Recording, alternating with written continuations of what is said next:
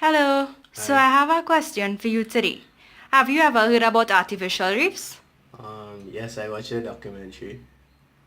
So can you tell me what is an artificial reef then? An artificial reef is an underwater man-made structure that mimics the characteristics of natural reefs, and they are typically built for the purpose of promoting marine life. Thank you. You're welcome. Hi, good day. Good day. So today I have a question for you. Have you ever heard about artificial reefs? Yes, I learned about it in school. Okay, great. So then maybe you can answer this question for me.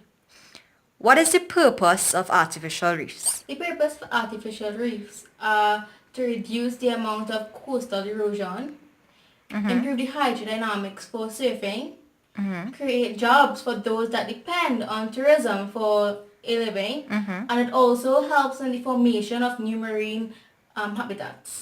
Thank you. You're welcome. Reefs are basically used as a method of coral restoration, and this type of restoration basically refers to restoring a structure or place to its former glory.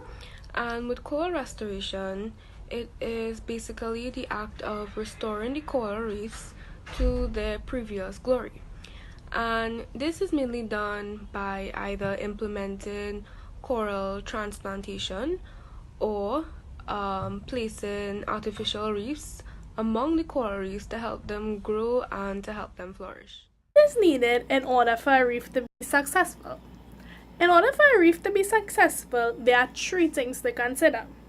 Firstly, it must be made out of long-lasting solids and non-toxic material.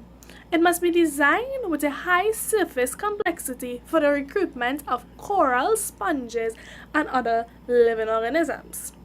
Lastly, it must be designed to blend in with a natural reef or even stand out and convey a message using sculptures and by arts.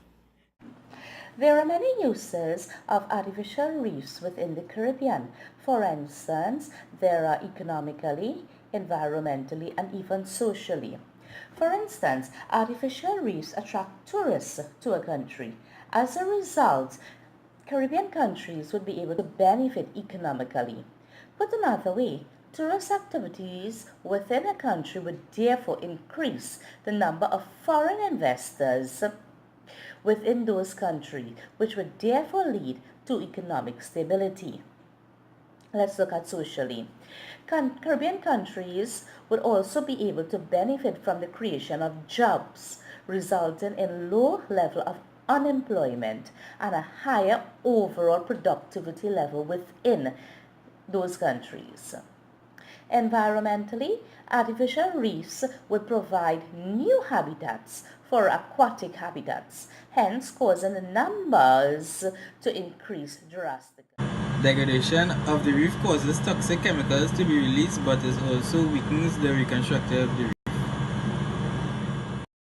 Reefs may release toxic chemicals which may kill or harm most marine life forms. Any rising suspicions where persons believe that artificial reefs do more harm to the environment than good. The use of materials introduce harmful chemicals into the environment which may result in bioaccumulation and biomagnification. This may affect humans and animals negatively. Construction and use of artificial reefs promotes biodiversity, resulting in a stable environment in a specific area. It also contributes to the economic growth of a society by providing jobs and food for its citizens. The reefs in the Caribbean. For instance, Barbados, Jamaica, Bahamas, and there is even one right here in Tobago. The MV Scarlet Ibis it is a passenger ferry sunken. It is completely covered with various corals. It is indeed the most visited shipwreck in Tobago, and it has become a playground for divers.